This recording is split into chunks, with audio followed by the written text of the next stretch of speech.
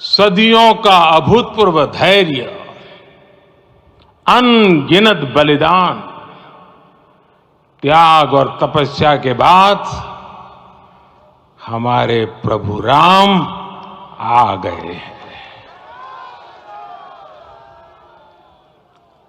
इस शुभ घड़ी की आप सभी को, समस्त देशवासियों को बहुत बहुत बधाई। मैं अभी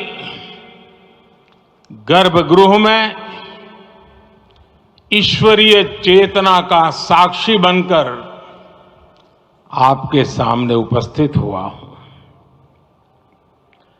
कितना कुछ कहने को है, लेकिन कंठ अवरुद्ध है। मेरा शरीर अभी भी स्पंदित है, चित्त अभी भी उस पल में लीन है।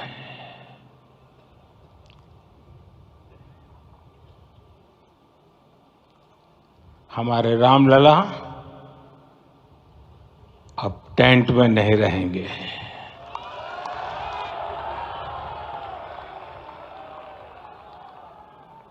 हमारे रामलला अब इस दिव्य मंदिर में रहेंगे। मेरा पक्का विश्वास है, अपार श्रद्धा है कि जो घटित हुआ है इसकी अनुभूति देश के, विश्व के कोने कोने में राम भक्तों को हो रही होगी। ये क्षण अलौकिक है, ये पल पवित्रतम है। ये माहौल, ये वातावरण, ये ऊर्जा, ये घड़ी प्रभु श्री राम का हम सब पर आशीर्वाद है। 22 जनवरी 2024 का ये सूरज एक अद्भुत आभा लेकर आया है। 22 जनवरी 2024 ये कैलेंडर पर लिखी एक तारीख नहीं, ये एक नए काल चक्र का उद्गम है।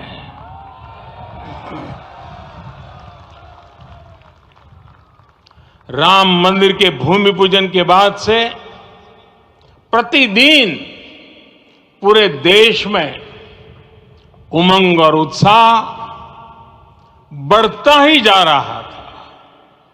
निर्माण कार्य देख देशवासियों में हर दिन एक नया विश्वास पैदा हो रहा था। आज हमें सदियों के उस धैर्य की धरोहर मिली है। आज हमें श्री राम का मंदिर मिला है। गुलामी की मानसिकता को तोड़कर उठ खड़ा हो राष्ट्र, अतीत के हर दंश से हौसला लेता हुआ राष्ट्र ऐसे ही नव इतिहास का सृजन करता है। आज से 1000 साल बाद भी लोग आज की इस तारीख की, आज के इस पल की चर्चा करेंगे। और ये कितनी बड़ी राम कृपा है कि हम सब इस पल को जी रहे हैं, इसे साक्षात घटित होते देख रहे हैं। आज दिन, दिशाएं, दिग दिगंत सब दिव्यता से परिपूर्ण है। ये समय सामान्य समय नहीं है, ये काल के चक्र पर सर्वकालिक शाही से अंकित हो रही अमिट स्मृति रेखाएं हैं।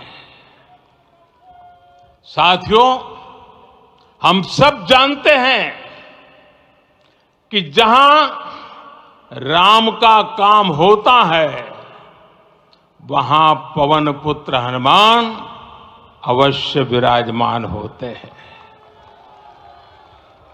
इसलिए मैं राम भक्त हनुमान और हनुमान गढ़ी को भी प्रणाम करता हूं। मैं माता जानकी, लक्ष्मण जी, भरत, शत्रुघ्न सबको नमन करता हूं। मैं पावन अयोध्यापुरी और पावन सरयू को भी प्रणाम करता हूं। मैं इस पल दैवीय अनुभव कर रहा हूं कि जिनके आशीर्वाद से ये महान कार्य पूरा हुआ है। वे दिव्य आत्माएं, वे दैवीय विभूतियां भी इस समय हमारे आसपास उपस्थित है। मैं इनसे भी दिव्य चेतनाओं को भी कृतज्ञता पूर्वक नमन करता हूं। मैं आज प्रभु श्री राम से क्षमा याचना भी करता हूं। हमारे पुरुषार्थ, हमारे त्याग, तपस्या में कुछ तो कमी रह गई होगी कि हम इतनी सदियों तक ये कार्य कर नहीं पाए। आज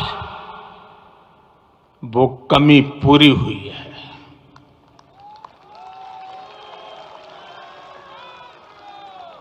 मुझे विश्वास है प्रभु राम आज हमें अवश्य क्षमा करेंगे। मेरे प्यारे देशवासियों, त्रेता में राम आगमन पर पूज्य संत तुलसीदास जी ने लिखा है, प्रभु बिलो की हर से पुरबासी, जनित वियोग विपत्ति सबनासी। अर्थात प्रभु का आगमन देकर ही सब अयोध्यावासी, समग्र देशवासी हर्ष से भर गए। लंबे वियोग से जो आपत्ति आई थी उसका अंत हो गया। उस कालखंड में तो वो वियोग केवल 14 वर्षों का था, तब भी इतना असह्य था। इस युग में तो अयोध्या और देशवासियों ने सैकड़ों वर्षों का वियोग सहा है। हमारी कई कई पीढ़ियों ने वियोग सहा है। भारत के तो संविधान में उसकी पहली प्रति में भगवान राम विराजमान है। संविधान के अस्तित्व में आने के बाद भी दशकों तक प्रभु श्री राम के अस्तित्व को लेकर कानूनी लड़ाई चली। मैं आभार व्यक्त करूंगा भारत की न्यायपालिका का, जिसने न्याय की लाज रख ली।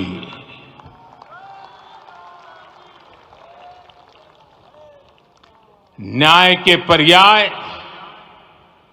प्रभु राम का मंदिर भी न्यायबद्ध तरीके से ही बना।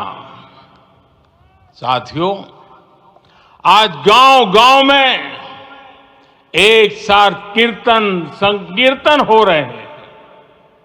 आज मंदिरों में उत्सव हो रहे हैं, स्वच्छता अभियान चलाए जा रहे हैं।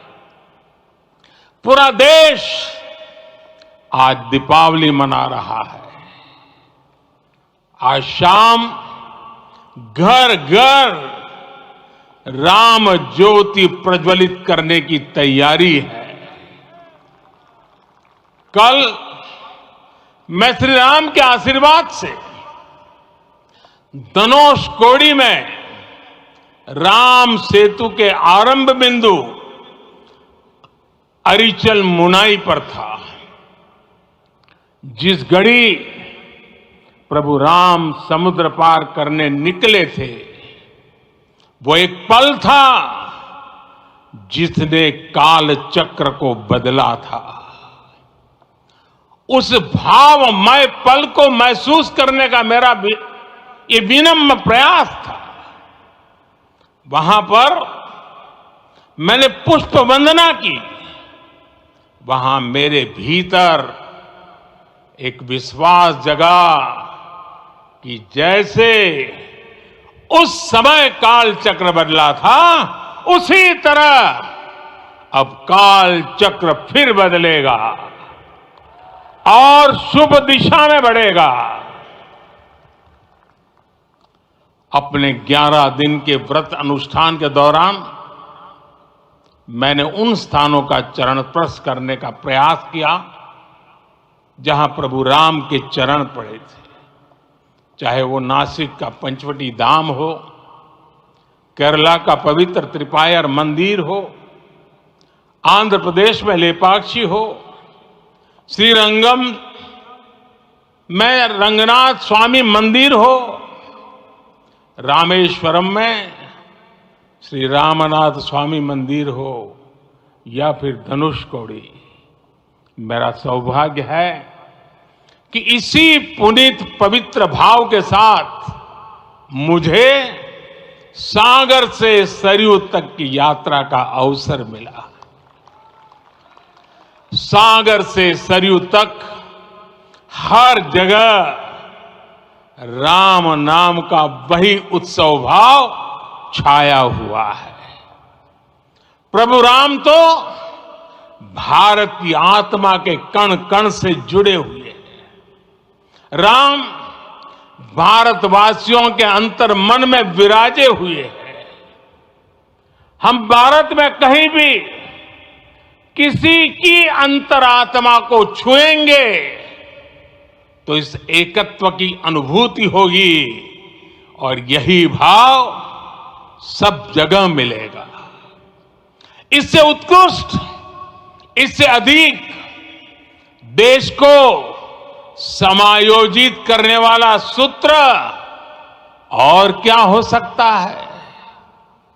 मेरे प्यारे देशवासियों, मुझे देश के कोने कोने में अलग अलग भाषाओं में रामायण सुनने का अवसर मिला है, लेकिन विशेषकर पिछले 11 दिनों में रामायण अलग अलग भाषा में अलग राज्यों से मुझे विशेष रूप से सुनने का मौका मिला।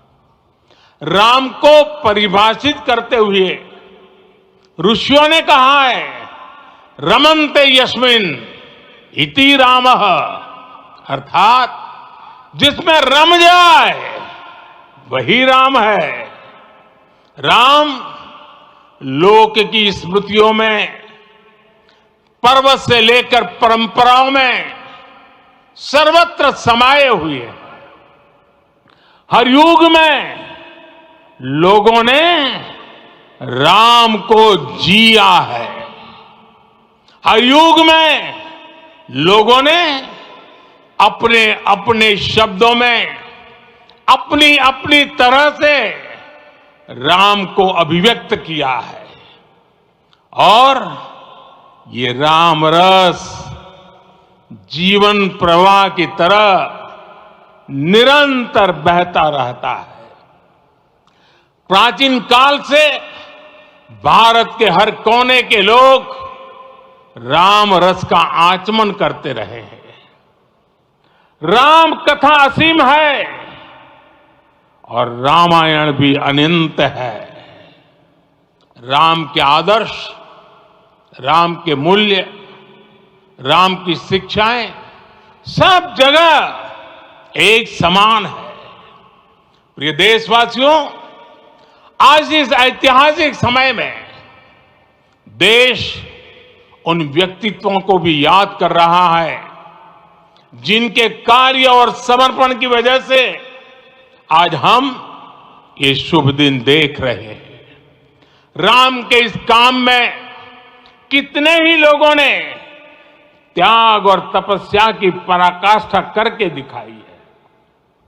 उन अनगिनत राम भक्तों के, उन अनगिनत कार सेवकों के और उन अनगिनत संत महात्माओं के हम सब ऋणी हैं।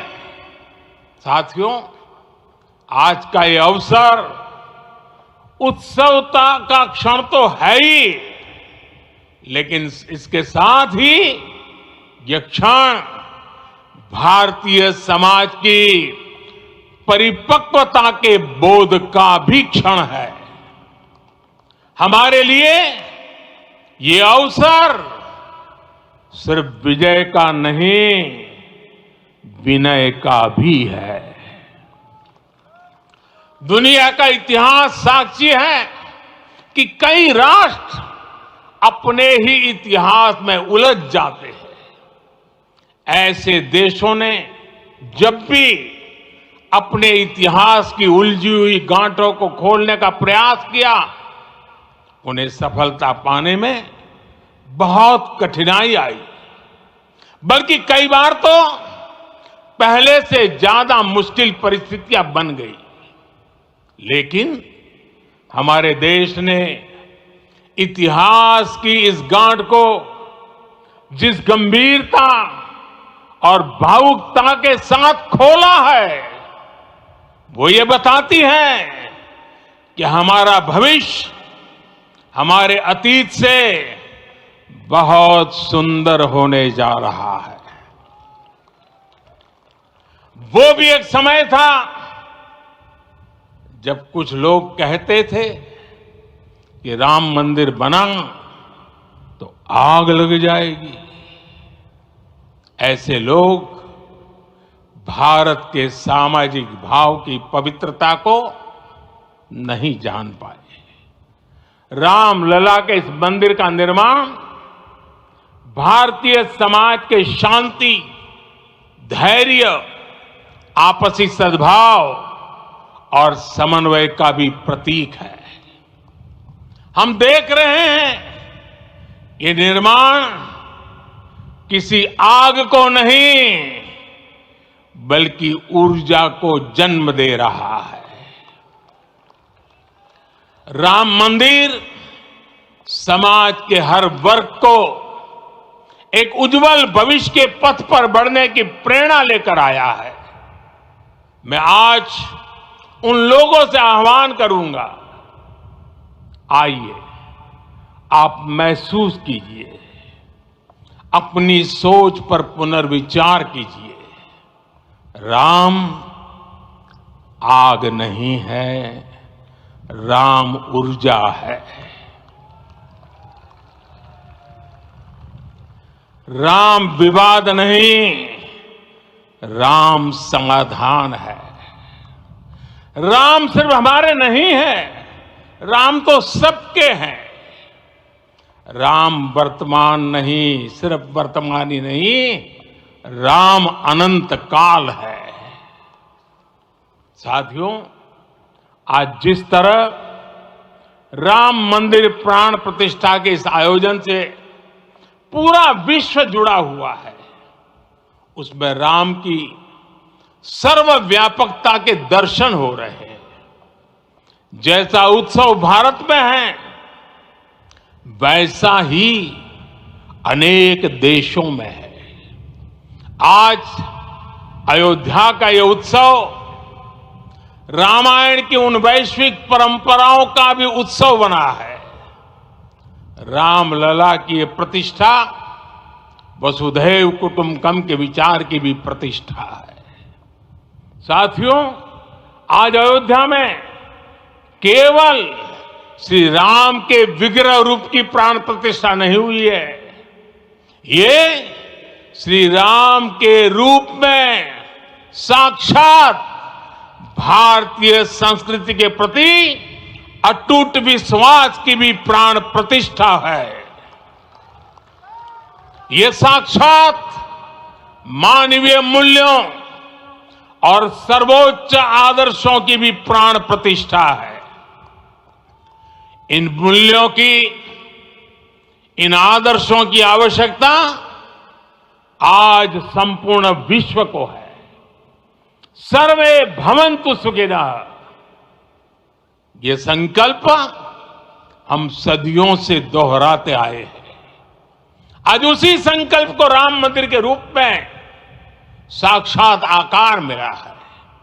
ये मंदिर मात्र एक देव मंदिर नहीं है, ये भारत की दृष्टि का, भारत के दर्शन का, भारत के दिग्दर्शन का मंदिर है। ये राम के रूप में राष्ट्र चेतना का मंदिर है।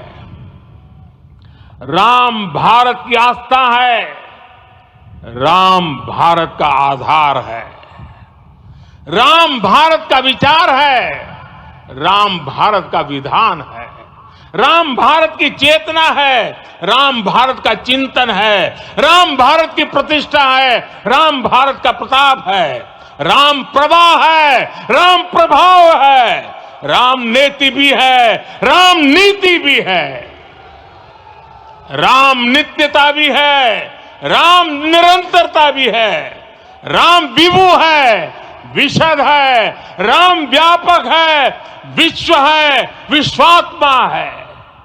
और इसलिए जब राम की प्रतिष्ठा होती है तो उसका प्रभाव वर्षों या शताब्दियों तक ही नहीं होता, उसका प्रभाव हजारों वर्षों के लिए होता है। महर्षि वाल्मीकि ने कहा है, राज्यम 10 सहस्त्राणि प्राप्य वर्षाणि राघवः, अर्थात राम 10,000 वर्षों के लिए राज्य पर प्रतिष्ठित हुए, यानी हजारों वर्षों के लिए राम राज्य स्थापित हुआ। जब त्रेता में राम आए थे तब हजारों वर्षों के लिए राम राज्य की स्थापना हुई थी। हजारों वर्षों तक राम विश्व पथ प्रदर्शन करते रहे थे।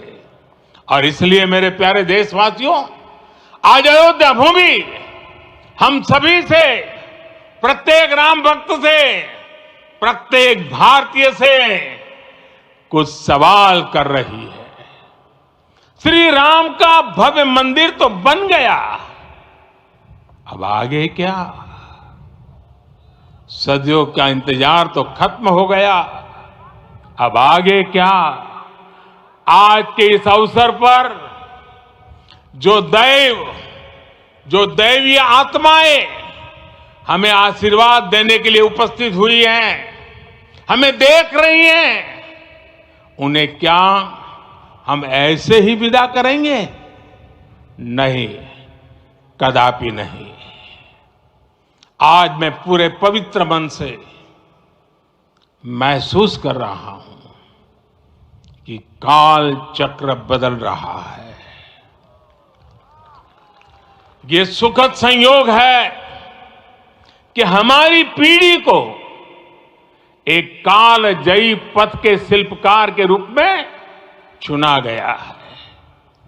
1000 वर्ष बाद की पीढ़ी राष्ट्र निर्माण के हमारे आज के कार्यों को याद करेगी। इसलिए मैं कहता हूं, यही समय है, सही समय है। हमें आज से, इस पवित्र समय से अगले 1000 साल के भारत की नींव रखनी है। मंदिर निर्माण से आगे बढ़कर अब हमें सभी देशवासी यही इस पल से समर्थ, सक्षम, भव्य, दिव्य भारत के निर्माण की सौगंध लेते हैं।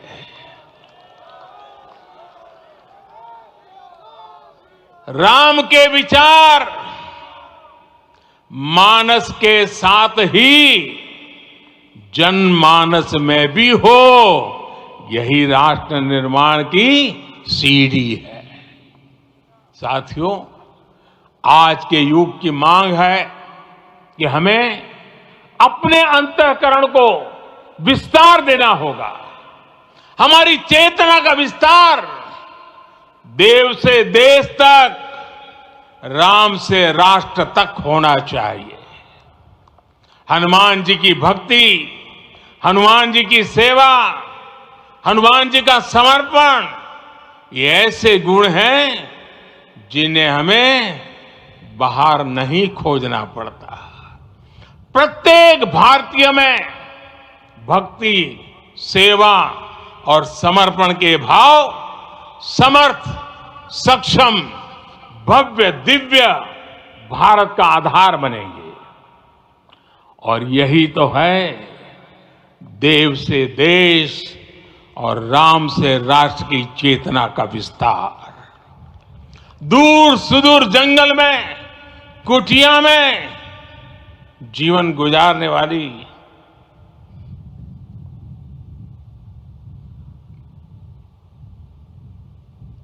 मेरी आदिवासी मां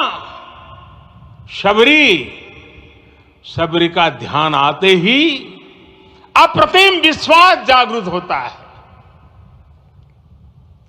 मां शबरी तो कब से कहती थी, राम आएंगे।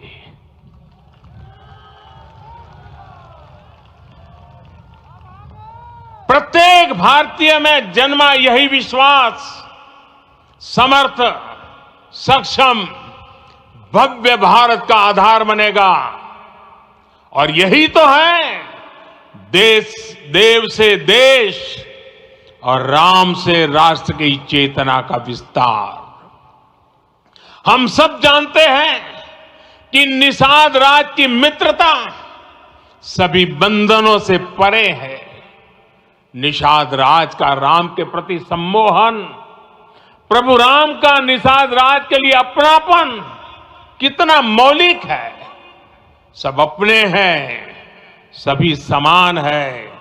प्रत्येक भारतीय में अपनत्व की, बंधुत्व की ये भावना समर्थ, सक्षम, भव्य, दिव्य भारत का आधार बनेगी।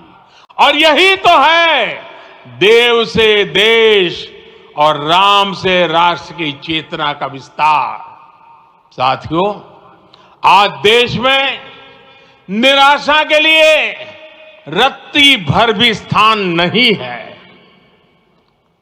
मैं तो बहुत सामान्य हूं, मैं तो बहुत छोटा हूं। अगर कोई ये सोचता है तो उसे गिलहरी के योगदान को याद करना चाहिए। गिलहरी का स्मरण ही हमें हमारी इस हिचक को दूर करेगा, हमें सिखाएगा कि छोटे बड़े हर प्रयास की अपनी ताकत होती है, अपना योगदान होता है। और सबके प्रयास की यही भावना समर्थ, सक्षम, भव्य, दिव्य भारत का आधार बनेगी। और यही तो देव से देश और राम से राष्ट्र की चेतना का विस्तार। साथियों, लंकापति रावण प्रकांड ज्ञानी थे, अपार शक्ति के धनी थे, लेकिन जटायु जी की मूल्य निष्ठा देखिए। वे महाबली रावण से भिड़ गए। उन्हें भी पता था कि वो रावण को परास्त नहीं कर पाएंगे, लेकिन फिर भी उन्होंने रावण को चुनौती दी। कर्तव्य की यही पराकाष्ठा समर्थ, सक्षम, भव्य दिव्य भारत का आधार है। और यही तो है देव से देश और राम से राष्ट्र की चेतना का विस्तार। आइए हम संकल्प लें कि राष्ट्र निर्माण के लिए हम अपने जीवन का पल पल लगा देंगे। राम काज से राष्ट्र काज, समय का पल पल, शरीर का कण कण राम समर्पण को राष्ट्र समर्पण के ध्येय से जोड़ देंगे। मेरे देशवासियों, प्रभु श्री राम की हमारी पूजा विशेष होनी चाहिए। ये पूजा स्व से ऊपर उठ करके समष्टि के लिए होनी चाहिए। ये पूजा अहम से उठकर वयम के लिए होनी चाहिए।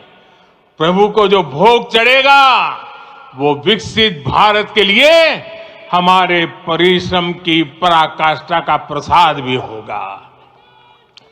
हमें नित्य पराक्रम, पुरुषार्थ, समर्पण का प्रसाद प्रभु राम को चढ़ाना होगा। इनसे नित्य प्रभु राम की पूजा करनी होगी, तब हम भारत को वैभवशाली और विकसित बना पाएंगे। मेरे प्यारे देशवासियों, ये भारत के विकास का अमृत काल है। आज भारत युवा शक्ति की पूंजी से भरा हुआ है, ऊर्जा से भरा हुआ है। ऐसी सकारात्मक परिस्थितियां फिर न जाने कितने समय बाद बनेगी। हमें अब चूकना नहीं है, हमें अब बैठना नहीं है। मैं अपने देश के युवाओं से कहूंगा, आपके सामने हजारों वर्ष की परंपरा की प्रेरणा है। आप भारत की उस पीढ़ी का प्रतिनिधित्व करते हैं जो चांद पर तिरंगा लहरा रही है। वो 15 लाख किलोमीटर की यात्रा करके सूर्य के पास जाकर मिशन आदित्य को सफल बना रही है। जो आसमान में तेजस और सागर में विक्रांत का परचम लहरा रही है। अपनी विरासत पर गर्व करते हुए आपको भारत का नव प्रभात लिखना है। परंपरा की पवित्रता और आधुनिकता की अनंतता, दोनों ही पथ पर चलते हुए भारत समृद्धि के लक्ष्य तक पहुंचेगा। मेरे साथियों, आने वाला समय अब सफलता का है। आने वाला समय अब सिद्धि का है। ये भव्य राम मंदिर साक्षी बनेगा भारत के उत्कर्ष का, भारत के उदय का। ये भव्य राम मंदिर साक्षी बनेगा भव्य भारत के अभ्युदय का, विकसित भारत का। ये मंदिर सिखाता है कि अगर लक्ष्य सत्य प्रमाणित हो, अगर लक्ष्य सामूहिकता और संगठित शक्ति से जन्मा हो, तब उस लक्ष्य को प्राप्त करना असंभव नहीं है। ये भारत का समय है और भारत अब आगे बढ़ने वाला है। शताब्दियों की प्रतीक्षा के बाद हम यहां पहुंचे हैं। हम सब ने इस युग का, इस कालखंड का इंतजार किया है। अब हम रुकेंगे नहीं, हम विकास की ऊंचाई पर जाकर ही रहेंगे। इसी भाव के साथ रामलला के चरणों में प्रणाम करते हुए यहां से स्थान से प्रस्थान के पश्चात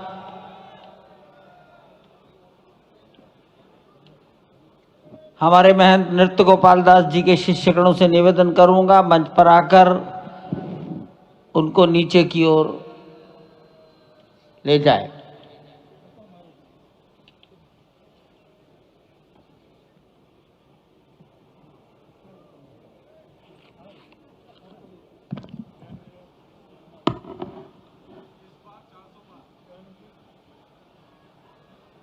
जानकी दास जी अब मंच पर आ जाइए।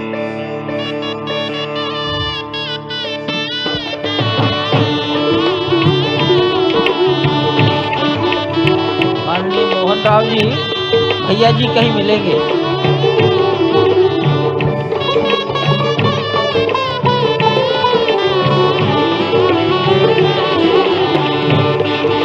माननीय प्रधानमंत्री जी साधु संतों के निकट की ओर जा रहे हैं।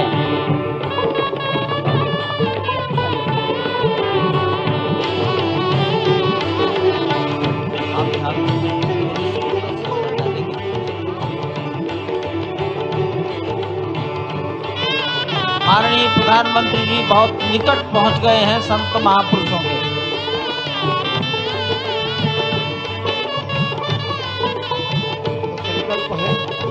देव से देश और राम से राष्ट्र का निर्माण, संगीत यानी कि राष्ट्रीय चेतना में जो राम विराजे हैं वो राष्ट्रीय जनमानस में माननीय राम के गुणों का अवतार हो। मानस में जो राम हैं उनके गुणों का भारत के जनमानस में अंगीकार हो। निश्चित तौर से राष्ट्र निर्माण के 1000 वर्षों का जो स्वप्न प्रधानमंत्री नरेंद्र मोदी ने दिखाया है वह निश्चित तौर से पूरी दुनिया के सामने भारत भारतीयता को नए रूप में व्याख्यायित करता है, सनातन संस्कृति को नए स्वरूप में व्याख्यायित करता है। हमारी ही संस्कृति कहती है संगच्छध्वम संवदध्वम संवो मनांसि जानताम। हमारी ही संस्कृति कहती है सहना भवतु सहनो भुनक्तु। हमारी ही संस्कृति कहती है कि हम विश्व बंधुत्व के लिए अपना सर्वस्व न्यौछावर करें, राष्ट्र निर्माण में अपना सर्वस्व अंशदान करें। प्रधानमंत्री मोदी के उद्बोधन में राष्ट्रीय समरसता का संदेश पूरे विश्व में व्यापक होता हुआ भगवान श्री राम की धरा से बहुत ही आनंद का विश्व विषय की है। समरसता, विश्व की कल्याण और शांति की स्थापना का संदेश एक बार फिर से गुंजायमान होता हुआ कुछ तो है, कुछ तो खास है इस राष्ट्र में जो परब्रह्म परमात्मा को अपनी गोद में आकर्षित कर लेता है। कुछ तो खास है इस अयोध्या धाम में जो निर्गुण निराकार परब्रह्म को सगुण साकार बना देता है। कुछ तो खास है इस राष्ट्र की धूल में, इस राष्ट्र के अन्न में जो मां कौशल्या के गर्भ में उस राम को उत्पन्न कर देता है पुत्र के रूप में, और उनकी गोद में पुत्र के रूप में परब्रह्म को खिलने पर विवश कर देता है।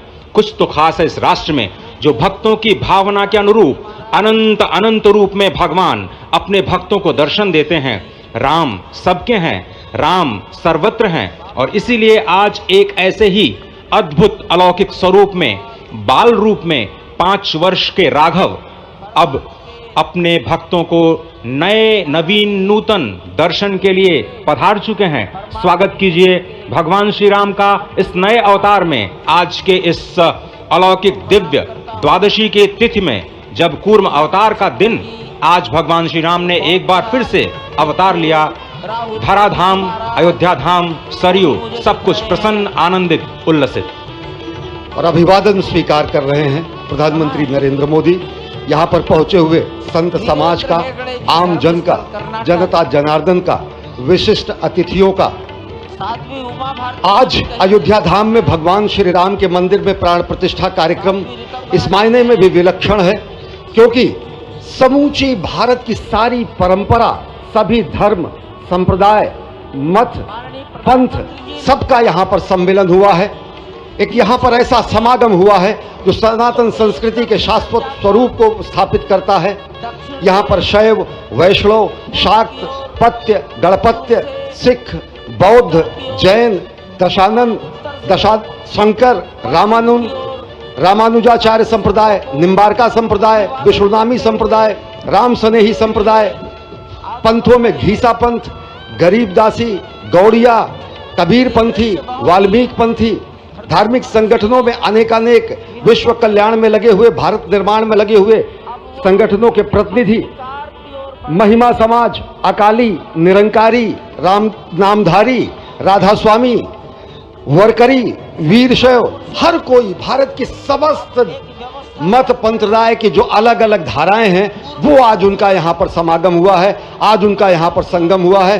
और पूरी दुनिया चकित रूप में देख रही है कि किस तरीके से वैविध्य में एकता का प्रमाण, विविधता में एकता का प्रमाण, बहुरंगी सतरंगी विविध रंगी संस्कृति का आज यहाँ पर सम्मिलन हुआ है और पूरी दुनिया उल्लासित है।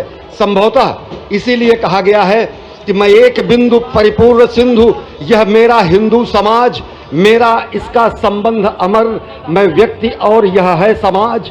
इससे मैंने पाया तनमन, इससे मैंने पाया जीवन, मेरा तो बस कर्तव्य यही, सब कुछ कर दूं इसको अर्पण। मैं तो समाज की थाती हूं, मैं तो समाज का सेवक हूं, मैं तो समष्टि के लिए व्यष्टि का कर सकता बलिदान अब है। हिंदू तनमन, हिंदू जीवन, रग रग हिंदू मेरा परिचय। तो निश्चित तौर से एक जो हमारी सनातन संस्कृति का प्रतीक है, वो आज पूरी दुनिया देख रही है इस परम अयोध्या धाम से। वर्षों की तपस्या पूर्ण हुई इस राष्ट्र की, कई वर्षों की तपस्या पूर्ण हुई है उन संतों की जो लगातार भगवान श्री राम के लिए अपना सर्वस्व बलिदान करते रहे। तपस्या पूर्ण हुई है स्वयं प्रधानमंत्री की, जो लगातार पिछले 11 दिनों से विशेष उपवास अनुष्ठान में हैं। उनकी प्रतिज्ञा पूर्ण हुई क्योंकि वो विशेष तौर पर श्रीरंगम और श्री रामेश्वरम से खुद भगवान श्री राम के लिए उपहार लेकर के आए, और उपहार तो समस्त देश से यहाँ पर पहुँच रहे हैं। कोई रामलला के लिए भोग न्यौछावर कर रहा है, तो कोई उनके पोशाक तैयार कर रहा है, कोई उनके लिए हीरे जवाहरात भेज रहा है, तो जनकपुर और मिथिला वाले भार भेज रहे हैं। उस भार में सोना है, चांदी है, भाव है, भंगिमा है, प्यार है, दुलार है, संस्कार है। तभी तो भगवान श्री राम सबके हैं, सर्वत्र हैं। और इसीलिए शायद ही कोई ऐसा राज्य हो इस राष्ट्र का जिसने भारत भूमि में अयोध्या धाम में भगवान श्री राम के नव्य और भव्य मंदिर के निर्माण में अपना योगदान न दिया हो। यहाँ पर पत्थर आते हैं राजस्थान से, कारीगरी होती है तमिलनाडु से, पच्चीकारी होती है उड़ीसा से, श्रमजीवी होते हैं बिहार और उत्तर प्रदेश से, और जो प्राण प्रतिष्ठा होती है वो 140 करोड़ लोगों के जनमानस की भावना को केंद्र में रखकर राष्ट्र के अध्यक्ष, राष्ट्र के नेता प्रधानमंत्री मोदी स्वयं प्रतिष्ठित करते हैं भगवान श्री राम को चेतन स्वरूप में सभी के लिए, क्योंकि भगवान श्री राम सबके हैं, सर्वत्र हैं। और वही आह्वान उन्होंने किया है, वह आह्वान है कि भक्ति मुक्ति साधकम भारतम, धर्म कर्म नैष्ठिकम भारतम, रीति नीति संस्कृतम भारतम, शस्त्र शास्त्र धारकम भारतम, शक्ति युक्ति समृतम भारतम। और निश्चित तौर से ये आज एक संकल्प के सिद्धि का दिन है, और आज ही एक शपथ लेने का भी दिन है, आज ही एक और सौगंध लेने का दिन है, जिसमें कहा जाता है कि अजय्याम च विश्वस्व देहि शक्तिम सुशीलम जगद्येन नम्रम भवेत, श्रुतम चैवयत यत्तंतका किरण मार्गम स्वयं स्वीकृतम न सुगम कार्येत। हे प्रभु, हमें ऐसी शक्ति दे कि विश्व में हमें कोई चुनौती न दे सके, ऐसा शुद्ध चरित्र दे जिसके समक्ष संपूर्ण विश्व नतमस्तक हो, और ऐसा ज्ञान दे जो कि स्वयं स्वीकृत कंटका किरण मार्ग को सुगम बना दे, और सभी कंटका किरण मार्गों को सुगम बनाते हुए हम भारत को जगत गुरु की पदवी पर विश्व में स्थापित कर सके। यही कहा गया है कि परम वैभवम में नेतु मेतत् स्वराष्ट्रम, हम अपने राष्ट्र को परम वैभव पर प्रतिष्ठित करें, और इसी का आह्वान प्रधानमंत्री नरेंद्र मोदी ने अयोध्या धराधाम से आज इस युगांतकारी क्षण में दुनिया को दिया है।